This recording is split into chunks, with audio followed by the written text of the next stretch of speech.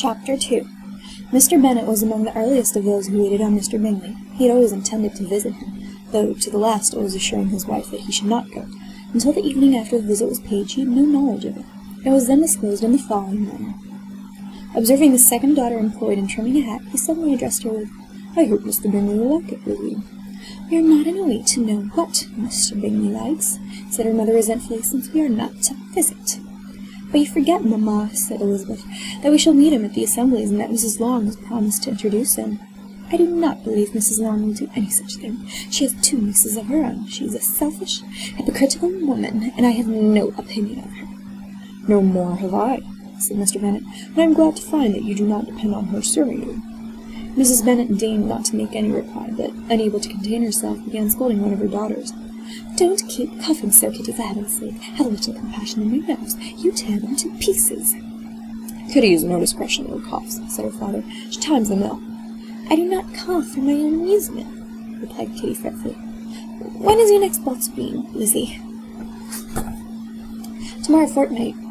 "Aye, so it is," cried her mother. "Mrs. Long does not come back till the day before, and so it will be impossible for her to introduce him, for she will not know him herself." "Then, my dear, you may have the advantage of your friend and introduce Mr. Bingley to her." "Impossible, Mr. Bennet, impossible. When I am not acquainted with him myself, how can you be so teasing?" "I honour your circumspection. A fortnight's acquaintance is certainly very little. One cannot know a man, really, by the end of a fortnight.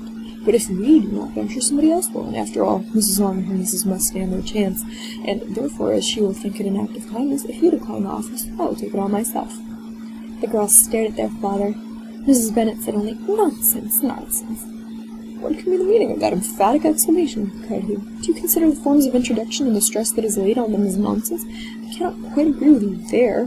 What say you, Mary, for you are a young lady with deep reflection, I know, and read great books and make extracts." Mary wished to say something very sensible, but knew not how. "While Mary is adjusting her ideas," he continued, "let us return to Mr. Bingley." "I am sick of Mr. Bingley," cried his wife. "I'm sorry to hear that, but why did you not tell me so before? If I had known as much this morning, I certainly would have not called on him. It is very unlucky, but as I have actually paid the visit, we cannot escape the acquaintance now." The astonishment of the ladies was just what he had wished, that of Mrs. Bennet perhaps surpassing the rest, though when the first tumult of joy was over, she began to declare that it was what she had expected all the while.